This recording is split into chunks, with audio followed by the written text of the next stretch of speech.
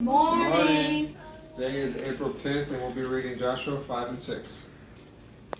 All right. You ready, Catherine? Catherine? You have your little Bible? It's your name.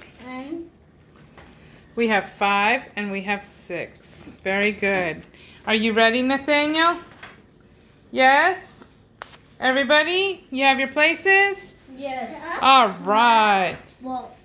Whoa. High five. Okay. Okay.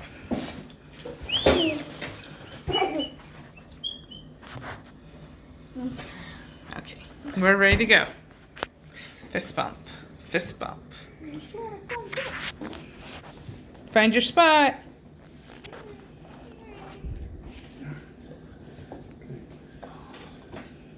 When all the kings of the Amorites west of the Jordan and of the Canaanites by the sea to the east heard that the Lord had dried up the waters of the Jordan before the children of Israel while they crossed over, their hearts melted and there was no longer any breath in them because of the children of Israel. Circumcision and the Passover at Gilgal.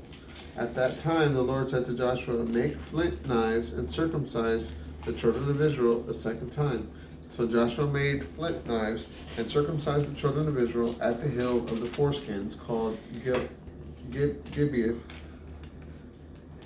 Haraloth. Now this is the reason why Joshua circumcised them. All the males who came out of Egypt, who were men of fighting age, had died in the wilderness along the way after leaving Egypt. All of the people who had come out were circumcised, but all the people born in the wilderness along the way after leaving Egypt were not circumcised.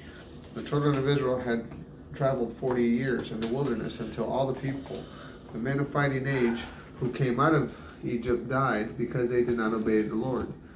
The Lord had sworn not to let them see the land that he had sworn to their fathers to give to us, a land flowing with milk and honey. Yet he raised up their descendants in their place. These men Joshua circumcised, for they were uncircumcised.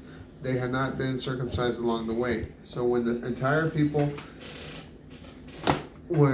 was completely circumcised, they stayed where they were in the camp until they healed. The Lord said to Joshua, "Today I have rolled away the disgrace of Egypt from upon you." So the name of that place is called Gilgal even to this day. The children of Israel camped in Gilgal and kept the Passover on the 14th day of the month in the evening on the plains of Jericho. The day after the Passover they ate of the produce of the land, unleavened bread and roasted grain. The manna stopped the day after they ate, for the produce of the land, and the children of Israel no longer had manna. That year they ate what the land of Canaan yielded. The fall of Jericho. Now when Joshua was by Jericho, he looked up and saw a man standing in front of him. In his hand was his drawn sword. Joshua went to him and said, "Are you for us or for our enemies?" He said, "Neither, for I am the commander of the army of the Lord. Now I have come." Then Joshua fell with his face to the ground and worshipped. Then he said, "What does my Lord wish to say to his servant?" The commander of the army of the Lord said to Joshua, "Remove your sandals from your feet, for the place where you are standing is holy." So Joshua did this. Now Jericho was tightly secured before the children of Israel. There was no one leaving or entering. The Lord said to Joshua, "See, I have given Jericho, its king and mighty men of valor, into your hand.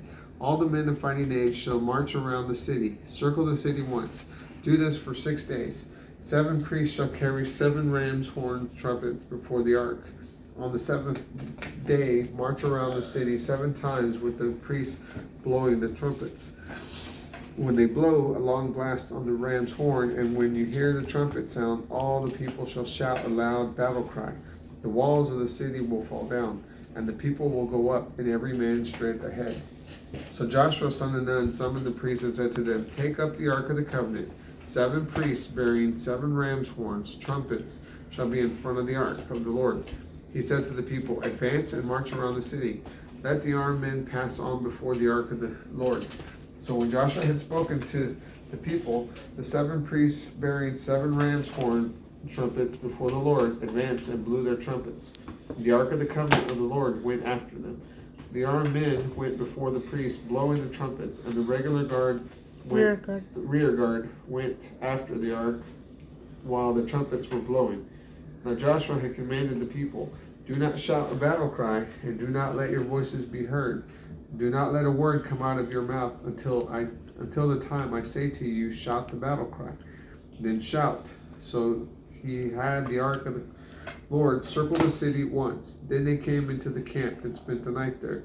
Then Joshua got up early in the morning, and the priests picked up the ark of the Lord. 7 priests bearing 7 ram's horn trumpets before the ark of the Lord moved on, blowing their trumpets continually.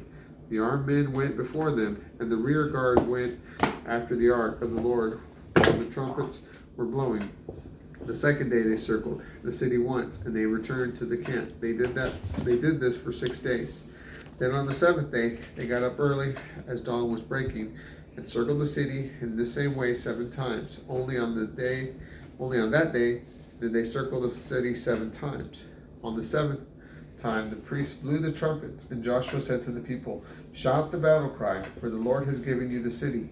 The city and all that is in it are dedicated to the Lord for destruction. Only Rahab the prostitute may live, she and all who are with her in her house, for she hid the messengers we sent. As for you, keep yourselves from that which is dedicated for destruction, lest you be destroyed. If you take from that which is dedicated for destruction, you will set the Israelite camp for destruction and bring trouble upon it. All the silver, gold, and bronze and iron articles are set apart for the Lord. They will go into the treasury of the Lord." So the people shouted, and they blew their trumpets. When the people heard the trumpet sound, they shouted a loud battle cry, and the wall fell down. So the people went up into the city, one man after the other, and they captured it. They destroyed all that was in the city, man and woman, young and old, and oxen, sheep, and donkey, with the edge of the sword. Yet to the 2 men who had spied out the land, Joshua said, "Enter the prostitute's house and bring out the woman and everyone who belongs to her, as you swore to her." So the young man who had been spies entered and brought out Rahab, her father, her mother, her brothers, everyone who belonged to her, and her whole extended family. They brought them out and placed them outside of the camp of Israel. They burned the city and everything in it with fire. Only the silver, the gold, and the bronze, and the iron articles that they gave to the treasury of the house of the Lord. Yet Rahab the prostitute, her father's family, and everyone who belonged to her, Joshua let live. They live among Israel to this day because she hid the messengers Joshua sent to spy on Jericho. At that time Joshua made them swear, "Cursed before the Lord will be the man who arises and rebuilds the city of Jericho. He will establish it at the cost of his firstborn and erect its gates at the cost of the youngest child." So the Lord was with Joshua, and he became famous throughout the land. Joshua 5 and 6. Bye. Have a great day. Please subscribe. Please. Bye. Please subscribe.